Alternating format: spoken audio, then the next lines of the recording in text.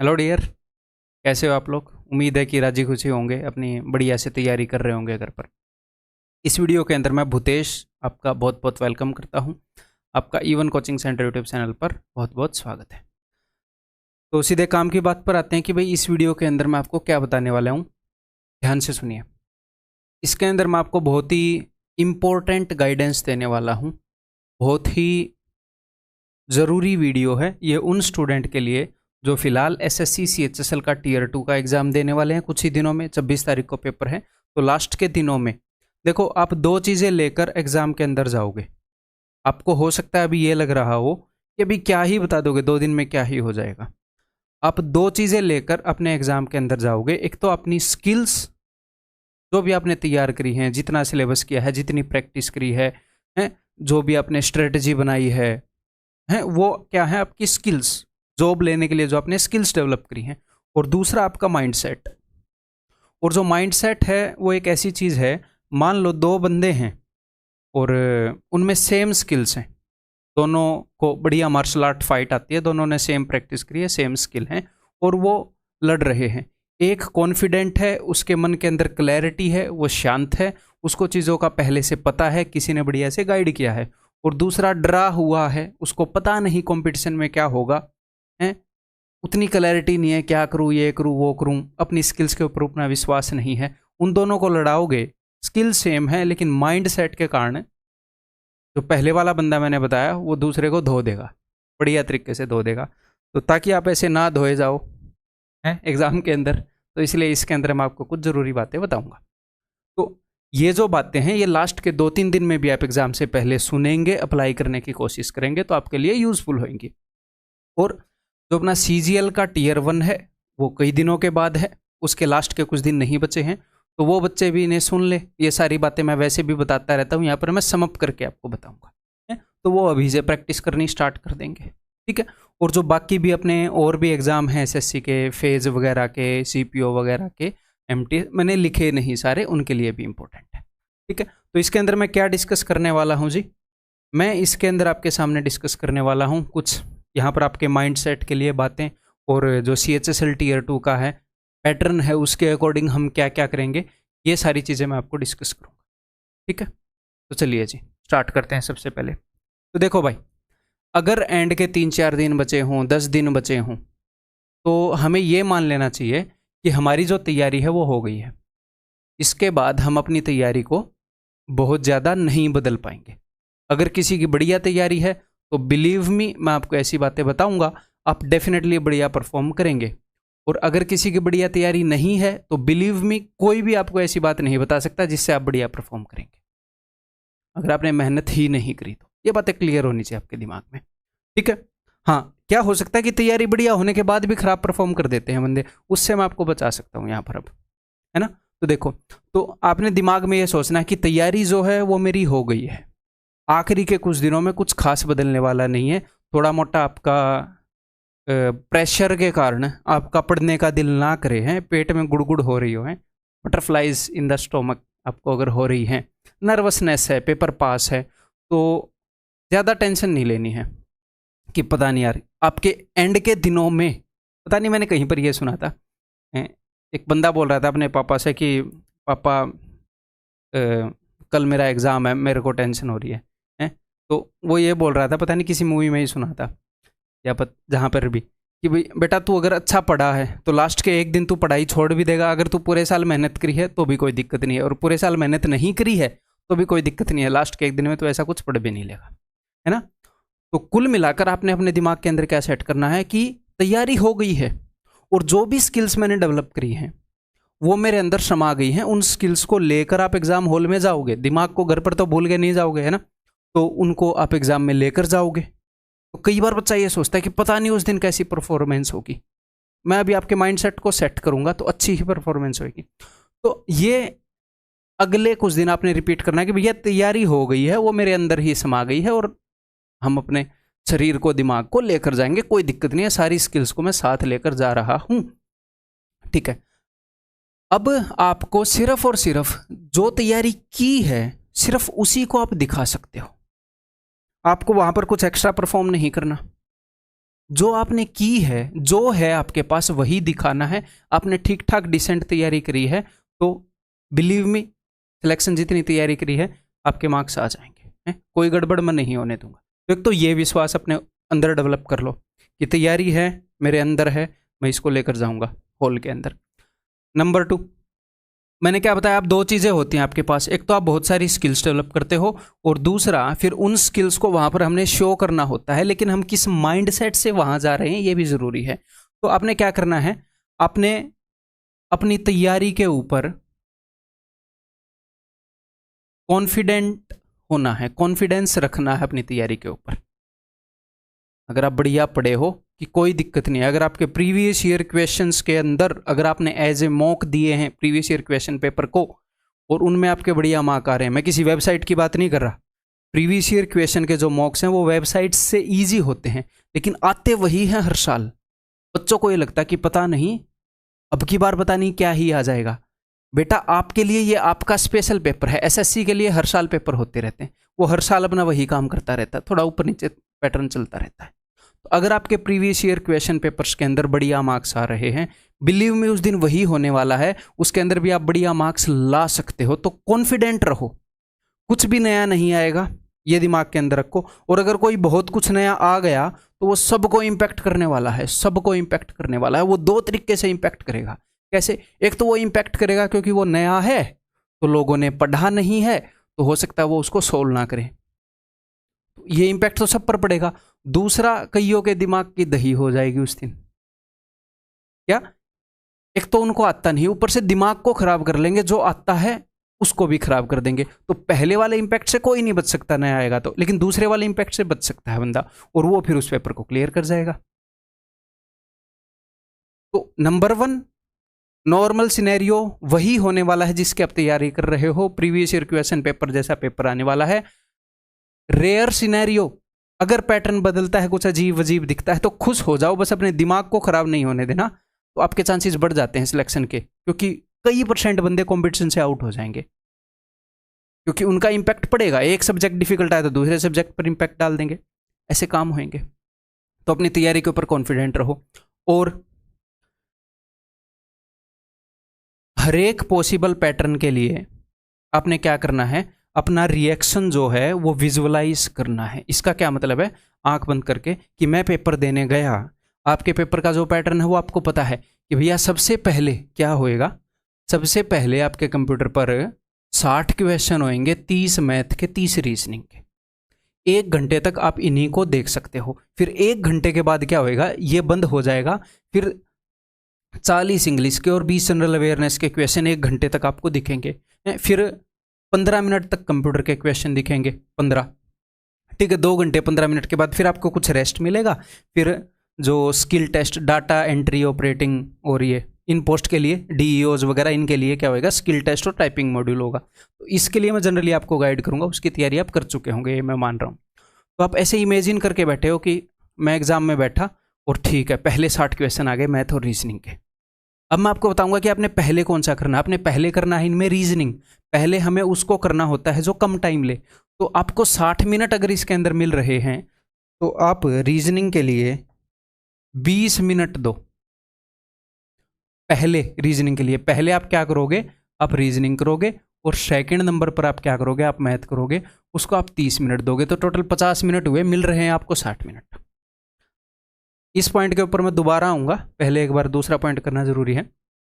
तो अब पेपर आपने करना कैसे है, रीजनिंग के अंदर मैं 20 मिनट क्यों बोल रहा हूं, देखो कई बार बच्चे क्या हैं, ये 30 क्वेश्चन हैं, कई बार वो ये सोचते हैं कि उनका आपने कोई टारगेट फिक्स किया होगा अपने मॉक टेस्ट के अंदर, आप 30 कर रहे होगे, 29 कर रहे होगे, 28 कर रहे होगे, 25 कर रहे होगे, जितने भी आप कर रहे होगे। रीजनिंग एक ईजी सब्जेक्ट है तो इसमें ऑलमोस्ट फुल या फुल के करीब हम स्कोर कर सकते हैं। लेकिन कभी कभी क्या हुआ है कि 30 में से एंड के 3 क्वेश्चन, 2 क्वेश्चन, 4 क्वेश्चन एक आधे सेट के अंदर ऐसे आ सकते हैं कि वो आपकी परफॉर्मेंस को हैम्पर कर सकते हैं। अगर आपने उनको स्किप नहीं किया तो क्या है, आपका टाइम वेस्ट करा सकते हैं। तो आपने कोई बार नहीं रखनी कि मैं रीजनिंग के 26 करूंगा, इतने करूंगा। आपने क्या करना है, राउंड वाइज पेपर को हम अटेम्प्ट करेंगे, ठीक है। सबसे पहले रीजनिंग को खोला और सिर्फ वो क्वेश्चन करने हैं जो आपको देखकर लग रहा है कि हाँ इसको ऐसे करना है और ये हो जाएगा, जिनका हमें रास्ता मालूम है। ठीक है, तो सबसे पहले वो क्वेश्चन करेंगे, चाहे 30 में से वो 15 ही हो, चाहे वो 30 में से 20 हो, जितने भी हों, 50 to 60% ऐसे क्वेश्चन होंगे। जब यहां पर बंदा इनको स्किप करता है तो उसको डर लगता है कि बाद में क्या होगा है। अगर आप इस चीज के ऊपर चलेंगे, बिलीव मी, ये ऑप्टिमम स्ट्रेटजी है, इससे बेस्ट स्ट्रेटजी नहीं हो सकती। ठीक है, तो राउंड 1 में आपने क्या करना है कि जल्दी जल्दी आप उन क्वेश्चंस को कर गए। फिर राउंड 2 के अंदर, रीजनिंग के अंदर उन क्वेश्चंस को करना है, आपको पता है कि ये हो जाएंगे, बट हो सकता है थोड़ा सा टाइम ले लेंगे, जिनका सीधा रास्ता नहीं दिख रहा था। बट कई क्वेश्चन ऐसे होंगे आपको राउंड 1 में ऐसे लगेंगे कि पता नहीं कैसे होगा, और राउंड 2 में ही हो जाएगा, आपको स्ट्राइक कर जाएगा। सबकॉन्शियस माइंड उसके ऊपर काम करता रहता है। ठीक है, तो आपने करना क्या है, फुल फ्लैश टारगेट नहीं करना है यहाँ पर कि 30 में से 30 करूंगा, 29 करूंगा, 28 करूंगा। क्या पता एक आधे क्वेश्चन ऐसे आ जाएं जो टाइम खराब कर सकते हैं, तो एंड के कुछ क्वेश्चंस को छोड़ो। इसके ऑलमोस्ट जब आपके 3 राउंड हो जाएं लगभग 20 मिनट के अंदर, ये स्ट्रिक्ट 20 नहीं है, 20 का 19 हो जाए, 21 हो जाए, 22 हो जाए, 23 हो जाए, मोटा मोटा मैं आपको बता रहा हूं। फिर आपने उसको मैथ जो है उसकी तरफ से आना है। इसको भी ऐसे ही राउंड वाइज करना है। राउंड 1 में सिर्फ वो वाले क्वेश्चन जो आप पढ़ोगे कि भाई 2 साल का एसआई और सीआई में ये डिफरेंस है, प्रिंसिपल बताओ, ये रेट है, तो मतलब जो हमें पता है कि ये ऐसे होता है, जो हमें दिख रहा है, बस हमें कैलकुलेट करना है, या फिर थोड़ा सा पढ़ने के बाद वो हमें समझ में आ गया, थोड़ा सा सोचने के बाद, वो क्वेश्चन जिनसे हम फैमिलियर हैं, जिनको हमें ऑन द स्पॉट सोचना नहीं पड़ रहा, पूरी सिचुएशन को अच्छे से देखकर, उनको नहीं करेंगे। राउंड 1 में उनको करेंगे जिनका हमें पता है। फिर राउंड 2 में कई क्वेश्चन ऐसे होंगे, आप उसको पढ़ोगे, आप उसके आसपास भी नहीं हो सॉल्यूशन के, पता नहीं यार ये कैसे होएगा, ये कहां से आ गया, तो वो क्वेश्चन होते हैं राउंड 3 के लिए। कई क्वेश्चन ऐसे होंगे पढ़ के कि यार हाँ ये तो ऐसे होएगा, तो उसको कर लो। अगर वो मान लो काफी कैलकुलेटिव है, मार्क फॉर रिव्यू कर दो, कि मेरे को तरीका तो पता है बट यार भयंकर कैलकुलेटिव है, मार्क फॉर रिव्यू कर दो, बाद में कर लेंगे हम। ठीक है, राउंड 2 में कैसे क्वेश्चन करेंगे, कई क्वेश्चन पढ़कर ऐसा लगता है कि ये हो तो जाएगा बट अभी सीधा सीधा रास्ता नहीं दिख रहा, थोड़ा सा बैठ के मुझे सोचना पड़ेगा, चीजें लिखूंगा, वो राउंड 2 के क्वेश्चन होते हैं। ऐसे ही 3-4 राउंड मैथ के मारोगे। अब ये 50 मिनट बच गई, हो सकता है 50 की बजाय 55 मिनट खर्च कर दो, आप 56 मिनट खर्च कर दो, जो भी है पेपर के ऊपर डिपेंड करता है।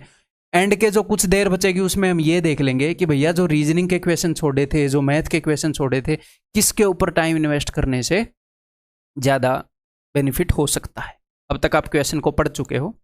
अब एक बात ध्यान से सुनो, एक तो होता है इन्फॉर्मेशन को पढ़ना, एक होता है इन्फॉर्मेशन को समझना। पढ़ने को तो मैं ऐसे ही पढ़ सकता हूँ, 15 minute for the candidate eligible for scribe, मेरे दिमाग में नहीं घुसी चीज़ें। तो अगर आपको चीज़ समझनी होती है ना, तो हमें शांति से पढ़नी होती है। हमारी समझने की जो स्पीड होती है, बोलने की स्पीड बहुत ज़्यादा होती है, दिमाग की समझने की स्पीड कम होती है। तो किसी भी क्वेश्चन को सोल्व करने के लिए समझना पड़ेगा। तो होठों में जितनी ताकत है वो लगाकर स्पीड में नहीं निकलना है। बड़े जल्दी जल्दी पढ़ते हैं बच्चे। प्यार से 20 minutes for the candidates eligible for scribe as, अच्छा स्क्राइब के लिए 20 मिनट, इतनी स्पीड में पढ़ने पर हमें समझ में आ रहा है। कोई भी सब्जेक्ट हो, आपने करना क्या है, आपने स्किप फास्ट, हमने क्वेश्चन को फास्ट स्किप करना है। कई बार बच्चे पता क्या करते हैं, रीजनिंग का क्वेश्चन पढ़ रहे 1 मिनट के बाद उसको स्किप कर रहे हैं। भाई आपने जो रीडिंग करनी है वो कामली करनी है, शांति से, जल्दबाजी में नहीं। आपको आराम से समझना है, उसे रीड करना है और समझना है, 2 काम है, सिर्फ रीड नहीं करना। ठीक है, जीके के क्वेश्चन को भी हाँ समझना है। फिर जब आपको सिचुएशन समझ में आ जाएगी, आपको 2 बार नहीं पढ़नी पड़ेगी फिर स्टेटमेंट, फिर आपने स्किप करना है। वो डिसीजन थोड़ा सा जल्दी लेना है। ठीक है, तो ये चीज बहुत ज्यादा जरूरी है, ये बिल्कुल ही अंडररेटेड चीज है। मैं आप लोगों को बार बार इसीलिए बताता रहता हूं कि ये चीज बहुत ही ज्यादा जरूरी है। जब हम शांति से किसी चीज को पढ़ते हैं तो हमें फील ऐसा होता है कि हम स्लो हैं, हम ओवरऑल पेपर के अंदर हम फास्ट ही निकलते हैं, क्योंकि हम पहली बार में क्वेश्चन को समझ रहे होते हैं। तो शांति से क्वेश्चन को पढ़ना है। मान लो मेंसुरेशन 3D का क्वेश्चन है, शांति से जब आप पढ़ोगे कि अच्छा हाँ ये है, अच्छा इनको पिघलाकर ये बनाया गया है, वॉल्यूम इक्वेट कर दूं, फिर आप करोगे। जल्दी जल्दी नहीं पढ़ना है ऐसे। मैथ हो, इंग्लिश हो, सबको शांति से ऐसे, ठीक है, उसमें ज़्यादा टाइम नहीं लगेगा।